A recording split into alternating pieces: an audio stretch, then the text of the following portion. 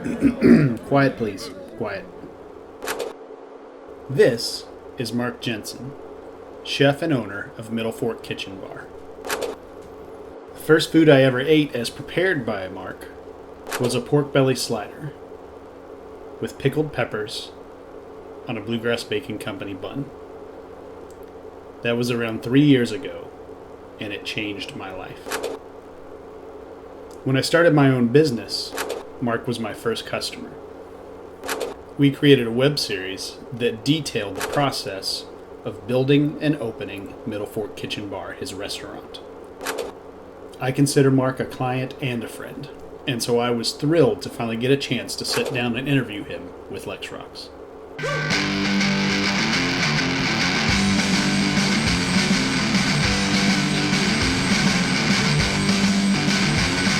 So, we've been trying to make this interview happen for quite a while, specifically because I wanted to eat with you, leaning against a brick wall, and specifically wanted to eat the food of Hidenori Yamaguchi, who here in Lexington is kind of a chef's chef. He's the chef that other chefs like to eat. What is so special about his food? It's him, right? I think it's maybe not so much what's in the bowl, but I think his authenticness. I mean, he's just a really good guy, and when you talk to him, what he says is exactly what he feels. There's no hidden agenda with him. Mm-hmm. And then he has this, as a cook, just this wealth of knowledge that is deep and of a whole different culture that I've only kind of brushed up against. Uh-huh. Yeah. Well, it is hot as shit. I will say that. Yeah, I know, tried to really take a bite, and it is hot as shit. You got to poke at it. Yeah. Luckily, it's a little windy out here, so maybe it'll cool down. Cool. So, you are a little over a year into Middle Fork, the restaurant you own, brick and mortar restaurant. Yeah.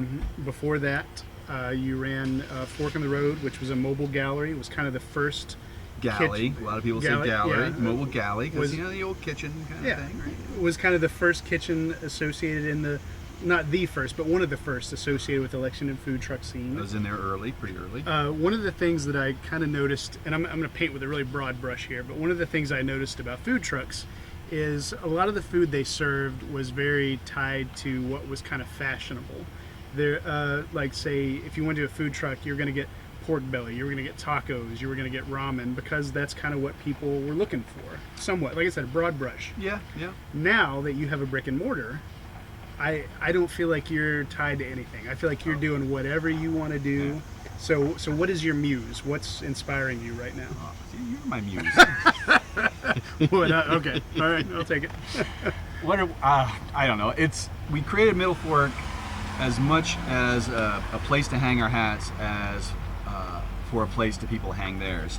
So those lovely windows looking out in the patio, the equipment we use, everything is just a joy to work with, and I surround myself with people that I want to work with. People come, people go. Sometimes I don't want to see them go. Sometimes they need to go. But by and large, this kind of shifting dynamic over a year's time, we've ended up with a spot that I just can't wait to get there in the morning. So what's the muse? It's just the enjoyment of being there. It just ingredients come in, and we got a bushel of corn today. So we went to the farmer's market, and I bought like 13 ears of corn, and I'm just going to grill it up and add it to the salad. Delicious, wonderful. She goes, well, we got a lot of corn. With this big bag here, give you a great deal. And okay, so today we made like a bushel of corn chowder. I mean, it's like 8 gallons of corn chowder. So what's available kind of is... So that gets me excited. So, that corn came back, and, we cleaned it up quick, started to blanch it off, and I had the idea. I was like, you know what? Let's go with like a chilled corn puree.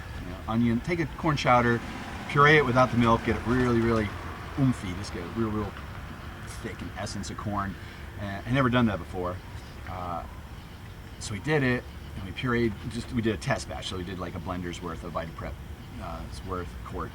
And we're all tasting it, and it's sweet and delicious, and then all the water's like out of your mouth. It's like, what? And it's because we pureed up all the seed coat and all the other little fibrous stuff that holds those ears of corn together. had this astringency. All these kind of proteins are like, well, I guess we're not going to puree it up. We're going with the chowder. So you're still learning, is what? Well, that's the beautiful day, thing. Man, please, kill me when I stop learning, because it's a done thing. Yeah, we're learning every day how to streamline something, or a new product comes in, a new fish. We're starting to get pheasants coming in now. I've got a new duck dealer, the new duck animal husbandry guide that's going to bring stuff in on a weekly basis. So yeah, it's just wonderful seeing new stuff. It gets you excited.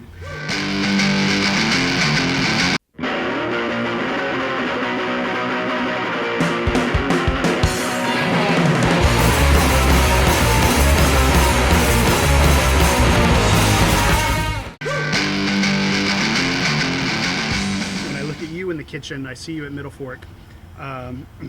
There's something very precise about your kitchen. There's I don't know if perfectionism is the right word, but there's a level of, you're very just on top of things. You carry yourself with a certain dignity, but you're still fun to be around. Is there a chef that you're modeling yourself after, or is there a target in your mind you're aiming at, maybe in the back of your mind? Well, I don't go into the whole kind of grooming. I'm going for this aesthetic. Gotcha. Okay. No, not so much. But maybe I admire Hiddenori so much because what you see is what you get. Because that's what you want. I aspire to that too. Okay. And there is a thoughtfulness when we're working. I mean, we have very little dialogue during the line during service. Everybody knows what they have to do. There's a little bit of coordination of dishes. And people jumping around from one station to the other. If they've got less to do, someone else is getting swamped, come over, tag team, get it done. But we like to play things as it falls, but it falls in a very thoughtful and kind of precise way. It does. There's angles, and there's oblique connections between lines, and your eye may not recognize what we're doing, but it comes out and you get that ooh-ah, and that's nice. That's nice. And then you taste it, and it's even more that depth of flavor and lots of different kind of components all working together. We like that. That's what we do. It's funny that you mentioned that there's not a lot of chatter in the kitchen, because early on when I was doing some video shoots for you, and I think it was might have been opening night, and so all of this is easily explained, but you were so intense and so intent on what you were doing that I went home that night and I told my wife, I was like, I think the bloom's off the rose with Mark. I don't think he cares for me anymore. And then literally 2 weeks later, we're in a car together and we're driving, we're having a great time, we're talking the whole time, and I get home, I'm like, no, it's great, he loves me now. And I realized when you're in the kitchen, it's all business. It is. That's why you're there. I didn't know I was meant to do this, but I am. I love it. There's outside of so my daughter and my dog. This is it? It is it. Right? Yep. And it better be, because I'm there get there at 7, 8 in the morning and don't leave until 11 at night. You better love it. Yeah. I better love it. It's we've only been open for a year, but that's really 3 years of Mark time. So I know you've been around restaurants all your life, but what are the lessons that you've learned that are native to the first year in business at Middle Fork? What is the lesson that has stood out the most? Well, I don't know. It's hard to give something that's poignant, because there's lots of little things, right? Just doing everything better. Just how do we stack the mason jars so they don't fall over? Just operational stuff has gotten really, really smooth. What wood to bring in? It's rained for a couple days, so let's take a couple pieces from this pile, then the rest from this pile, and we're gonna get a really good fire tonight. Yeah. There's that kind of stuff, which is boring. No one wants to hear about that unless you're in the kitchen and you learn something. And then it's meaningful. Yeah. It's meaningful, or you do something no, don't do it like that, because we've already learned that that's not going to fire. I don't know, poignant stuff. It's a real joy. I never knew going into it that just the little pleasures of doing something right. Shoot, I don't know. I just can't even express. Maybe there's not an answer. That's fine. Maybe there isn't. In 2 years, I'll check back with you. All right. You can't necessarily tell from this shot, but we are outside Country Boy. And This was actually, I was telling you earlier, and I didn't get to elaborate. Country Boy was the first place I ever tasted your cooking.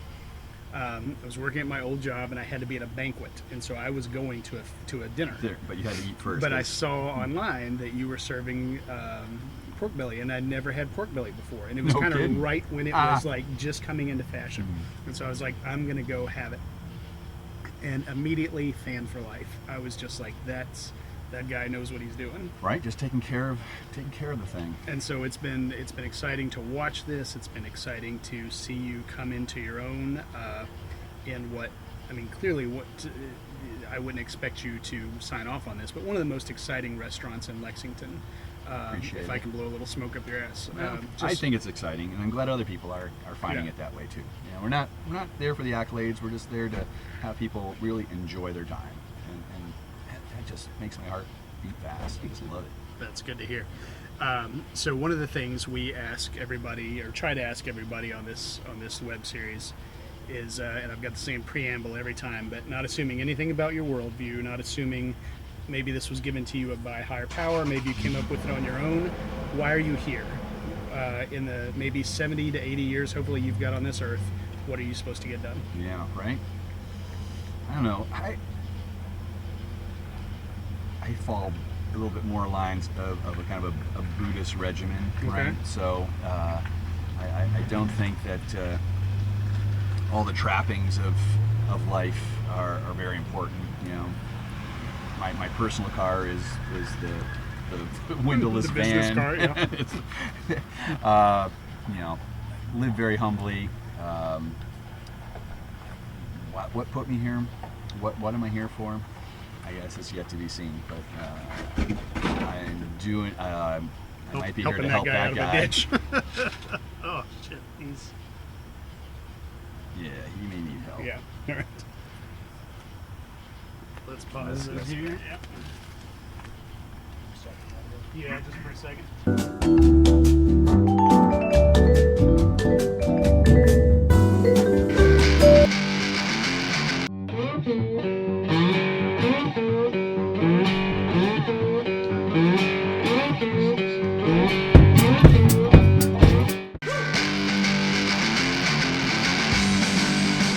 All right, so the other thing that this video, the lady is getting a toe, by the way. I feel like we kind of need to explain that. The other thing that we try to ask people with this web series is, what do you love about Lexington? And specifically with chefs, we're asking, who do you like to eat? Who's doing a really good job in Lexington? Right. Oh, I love Lexington. We've been here since my daughter was born, so 17, 18 years, and it's really changed in that time. I mean, people say, wow, it's really changed since if they grew up here. That it Right. certainly must have. But even just like in a dozen years, it's crazy. And in the last 5, even more so. Yeah. So it's up and coming. It's a comfortable place to live. There's just as a cook, just wonderful things you can buy, especially in the summertime. All the produce is fantastic. We got such good grazing that everything from poultry to porks to beef. I'm having a little trouble sourcing enough for the restaurant. Source of like one cut. There's a lot of beef farmers, but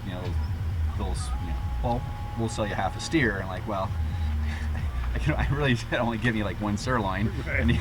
I need a couple sirloins a week. Gotcha. So the kind of breadbasket of the place is wonderful. I love that. And the arts are great. Music scene's super. So all that livability is wonderful for me. I love it. And then where do I eat? I don't get many nights off. Notably Wednesday night when we're closed for service, and then we do a Sunday brunch. So I got Sunday night off. So a couple nights I can peek my head out. Today's Wednesday. Just went out to County Club.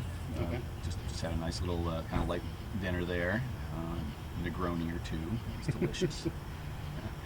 So John Shipley's doing Great stuff. just great right stuff there. there. Real creative team. We've been over to Lockbox a couple times. John Searle, also a creative team. Nice. I like the kitchen a lot. The Lockbox itself, the dining room's a little austere for me. not quite the Not quite where you're like, Or- your comfort zone. Yeah. I'm definitely more of a county club kind of guy. Gotcha. Yeah. You know what's in Jonathan Searle? I didn't know him. Went to the same crappy Christian college that I did. I want to track that story down so bad. Like, they did not have a food program. Like, nobody, unless he worked Right. in the cafeteria, you wouldn't touch food there. So I'm Well, really interested in finding out he what's has going he on has there. a very good pedigree, so he's been around some kitchens. Yeah. I don't know how he made the transition though. We'll have to ask I him. mean, That's the next not one. everybody succeeds like I have coming out of there. Or him. Yeah. Well, yet to be seen. What else? Where else do we? Of course, anytime Hidden Ori and Shima are putting their tent up, I try to see them. A lot of the other food trucks are really great. Andrew Southers and Kyle, fantastic with the gastronomes. Wherever I can kind of just hang out for a little bit, put my feet up. It's a little different than my usual day. Nice. Yeah.